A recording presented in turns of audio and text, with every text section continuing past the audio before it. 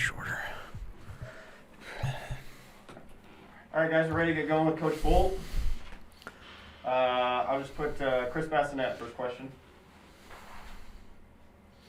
Put me on the spot. Hey, well, I guess you guys have kind of taken care of business, and I know you guys probably aren't looking at this, but you've taken care of business against the bottom two teams in the standings. I guess how do you approach the schedule going forward, or does the outlook or anything like that even change when you look at what's coming up for you?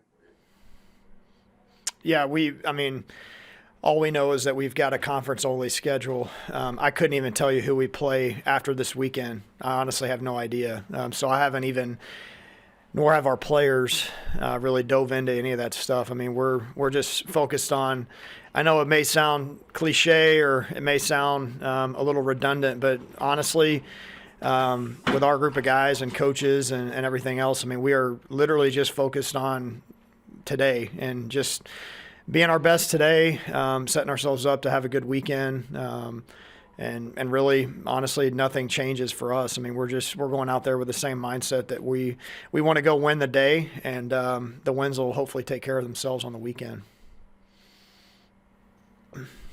Evan Bland. Hey, Will, I wanted to ask you a little bit about your offense and just all the different ways that you guys are able to score runs, power, speed, bunting, all that different stuff. How do you go about crafting an offense to be versatile like that? How does that happen? I think it starts with having defined roles and guys knowing exactly what those roles are and what's expected of them. That's a big part of it. And a lot of their daily work revolves around the things that we would ask them to do on a game day. Whether it be laying down a bunt for a hit or hit and run, or a guy that needs to be able to drive the baseball. Those type of things they're working on every day, and I think that's such a big part of being a successful hitter is knowing exactly what your role is. Because a lot of times, you hear it from guys. It's like, well, I'm just trying to do too much. I'm trying to go outside myself, and that happens if you don't know exactly what your role is supposed to be. So. We don't have a lineup full of guys that are just going to be base cloggers that hit home runs. We don't have a bunch of slap hitters in the lineup that, just hit singles. I feel like we've got a good blend of the guys that are just going to get it done, which are the ball players, which is a Joe Acker. He's just finding a way to get on base at a really high clip. Your Jackson Hallmarks, who's, had 8 or 9 bunt base hits on the year already. And then you've got your guys that, your Cam Chicks that are, the run producers that when those guys get on base, he's there to clean it up. So you got to have different roles, and the guys need to know what those roles are, and they need to be clearly defined. And can you maybe go into a little more depth with the seniors too? I mean, we talked to Luke Roscom on Saturday and kind of how he had said he wants to stay toward the middle of the field, and that was an adjustment he's made. How about some of those other guys like the Hallmarks or the Ackers of the world? How have you maybe helped them find that role, and what changes have they gone through, in the last couple of years here?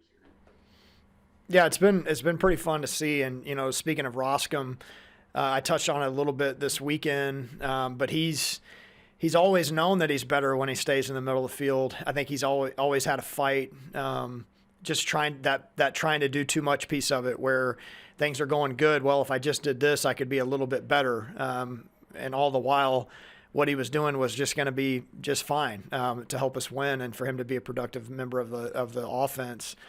So he's simplified things. He's just very much knows exactly what he's trying to do when he goes to the plate. He's not worried anymore about guessing or trying to outthink the pitcher or trying to have perfect mechanics on game day, all the things that if you start worrying about that, you're just going to be very inconsistent. He's simplified things. Acker has very much just sold out to being the ball player where it's whatever I've got to do to get on base and to move the offense, that's what I'm going to do. He's in a 3-2 count just about every at-bat, it feels like, and just really competitive for us, whether it be at the leadoff spot, the 9-hole, had some really big hits for us, and just very much clearly understands what is expected of him, and he just goes out and fulfills that role. And a guy like Hallmark, I think, has battled early in his career. He's got just enough pop to be dangerous, but at the same time, chased the pull side home run probably a little bit too much.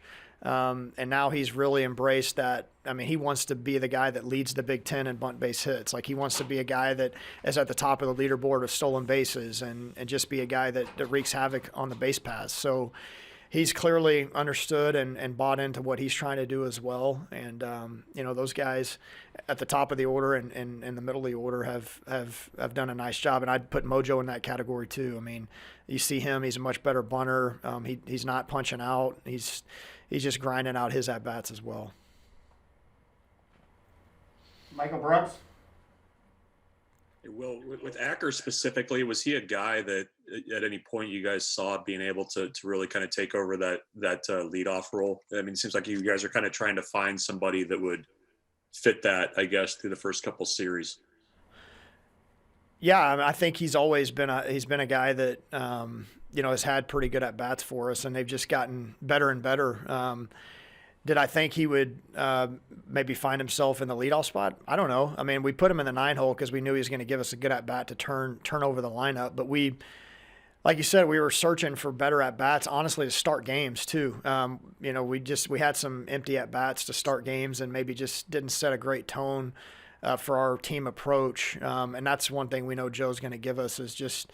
He's going to give us a great at-bat to start the game. So, the knees held up well. He's had some knee issues in the past. That's held up well. He seems to be healthy, feeling good, playing a good right field for us. I mean, he's been a big part of our success. Honestly, it's not flashy. It's not, doing a whole lot. He just grinding the at-bats out, getting big 2-out hits, starting rallies for us, finding a way to the tag up from third base or in that first inning where, it was a pop up to right field.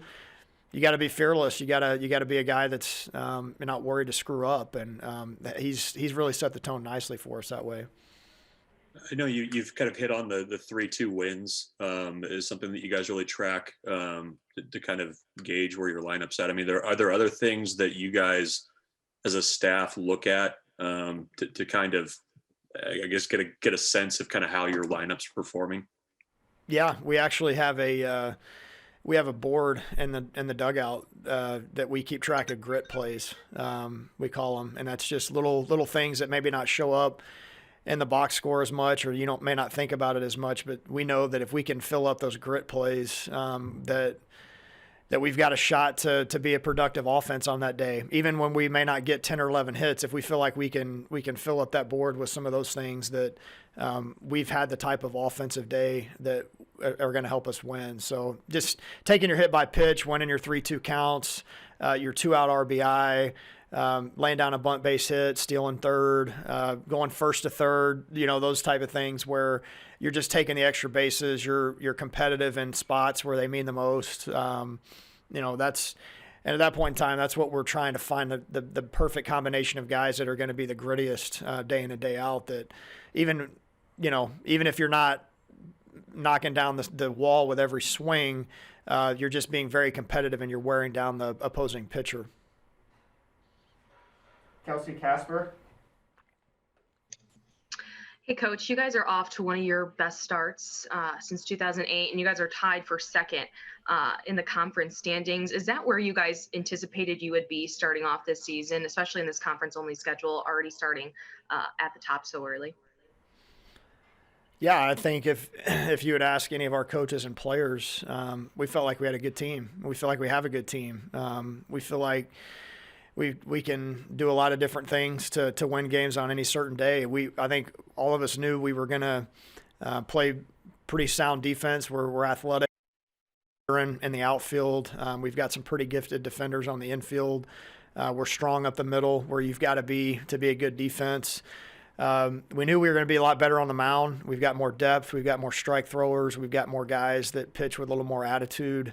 And offensively, we got it handed to us a little bit in the fall by our own pitching staff, but we knew we had the guys, the pieces there that were going to have a chance to, even if we didn't have the highest batting average or hit the most home runs, we felt like we were going to have a group of guys that were going to be fighters and competitors. So you put those three pieces together, you've got a pretty complete team. So I would say we expected to be a good team. And again, I don't think any of our guys are caught up in how many wins in a row we've got or what the schedule looks like moving forward. It's just we got a bunch of hungry dudes that are, willing each day to just do what it takes. And as a coach, that's all we can ask for. I've got 4 incredible captains. I've got a bunch of other guys that are not necessarily designated as captains that care a lot about this program, and it makes our job as coaches a lot easier. But to specifically answer your question, I mean, our guys know where we're at. I don't think they put any more pressure on themselves other than just showing up and being their best on that particular day.